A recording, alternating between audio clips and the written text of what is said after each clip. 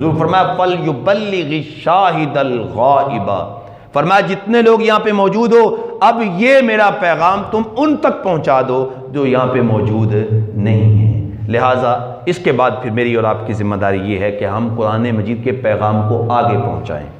अगर किसी को नाज़रे पढ़ना आता है तो वो किसी को नाज़रे पढ़ा दे, अगर किसी को तजवीद आती है तो वो किसी को तजवीद पढ़ा दे, अगर किसी को कुरान मजीद हिफ़्ज़ है, कोई सूरत याद है तो वो आगे किसी और को हिफ़्ज़ करवा दे, अगर किसी को तर्जुमा आता है तो वो किसी और को पढ़ा दे, अगर कोई किसी कुरान पाक के हुक्म पर अमल कर रहा है लेकिन किसी भाई को देखता कि ये नहीं कर रहा तो उसको बता दे मियाँ कुरान का हुक्म ऐसे है, हम ऐसे अमल करें। तो ये मेरी और आपकी जिम्मेदारी कि हम इसको आगे पहुँचाएँ, लोगों तक कुरान मजीद का पैगाम पहुँचाएँ। जब हम पहुँचाने में कामयाब हो जाएंगे तो इंशाअल्लाह ताला फिर हमें भी एक खूबसूरत मुआशरे का एक फ़र्द करार दिया जाएगा। लेकिन उसका सबसे खूबसूरत तरीका जो हमारे बुज़ुर्गों ने बताया है वो ये है कि हमें अमली लिहाज से लोगों को कुरान मजीद का पैगाम पहुँचाना चाहिए। यानी हम कुरान पाक पे अमल करें, कुरान मजीद की तालीमात पे अमल करेंगे तो इसका पैगाम ख़ुद आगे पहुँच जाएगा। हमारे हज़रत क़िबला आलमी मुबल्लिग़ इस्लाम पीरज़ादा मोहम्मद रज़ा साक़िब मुस्तफ़ा दामत बरकातुहुल आलिया के अमल से किस कदर आगे असर फैलता है, एक वो वाक़या अर्ज़ करके मैं, बड़ा खूबसूरत वाक़या है। फरमाते हैं कि हज़रत सैयदना फ़ारूक आज़म रज़ी अल्लाह तआला का ज़माना है। उस वक़्त आप जानते हैं कि जैसे मर्द मस्जिद में जब बाजमात नमाज़ पढ़ते हैं, ऐसे औरतें भी आया करती थीं। पहले मर्दों की सफ़ें, फिर बच्चों की सफ़ें, फिर खुनसों की सफ़ें, उसके बाद औरतों की सफ़ें बनती थी।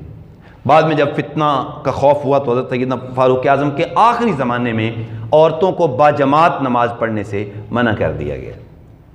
तो खैर उस वक़्त अभी औरतें बाजमात नमाज़ पढ़ती थीं। एक खातून थी, अल्लाह ताला ने उसको बड़ा हुस्न से नवाजा था, साहिब जमाल थी। तो एक नौजवान उसका रास्ता रोक के खड़ा हो जाता।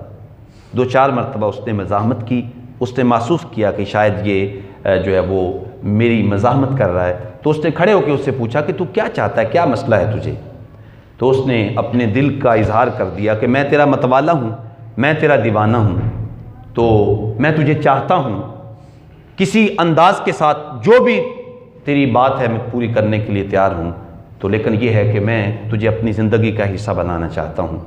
तो उसने कहा कि मुझे हासिल करना कोई मुश्किल नहीं है, मेरी एक शर्त है, अगर तुम पूरी कर दो तो मैं तेरे लिए। उस खातून ने कहा अच्छा ऐसा करो, मेरी शर्त बिल्कुल आसान है, 40 दिन तुम हज़रत सैयदना फ़ारूक आज़म के पीछे बाजमात नमाज पढ़ो, 40वें दिन मैं तुम्हें जो है वो मौजूद होंगी और तुम मुझे पालोगी। उसने कहा ये तो कोई मसला ही नहीं है, 40 दिन तो गया, मैं तो 40 साल भी लगा सकता था, तो 40 दिन तो कोई माने नहीं रखते। चलो ठीक है। उसने कहा अगर तुम ये कर लो तो मैं तुम्हारी हूँ। उसने मुसलसल 40 दिन तक सैयदना फ़ारूक आज़म रज़ी अल्लाह तआला के पीछे नमाज़ें पढ़ी और आपके लबों से कुरान सुनता रहा। जब 40वां दिन हुआ तो वो दरवाजे के बाहर खड़ी थी और ये जब गुजरा तो आंखें झुकी हुई हैं और आंखें झुका के आगे गुजर रहा है। खातून ने कहा मैं तो अपने वादे के मुताबिक खड़ी हूँ, तुम कहाँ जा रहे हो। उसने कहा, उस नौजवान ने, ए खातून मुझे अब तेरी कोई ज़रूरत नहीं है, इसलिए कि उमर की तिलावत ने दिल की दुनिया ही बदल दी है। मैंने उमर से कुरान पाक की तिलावत सुनी है तो मेरे दिल की दुनिया बदल गई है। यानी चूंकि सैयदना फ़ारूक आज़म रज़ी अल्लाह तआला अन्हु वो सिर्फ कुरान पढ़ते ही नहीं थे बल्कि सर से लेकर पांव तक उन्होंने कुरान मजीद की तालीमात में अपने आप को रंगा हुआ था। तो फिर जब उनके लबों से कुरान निकलता था तो फिर सीने हिदायत के नूर से रोशन होते चले जाते थे।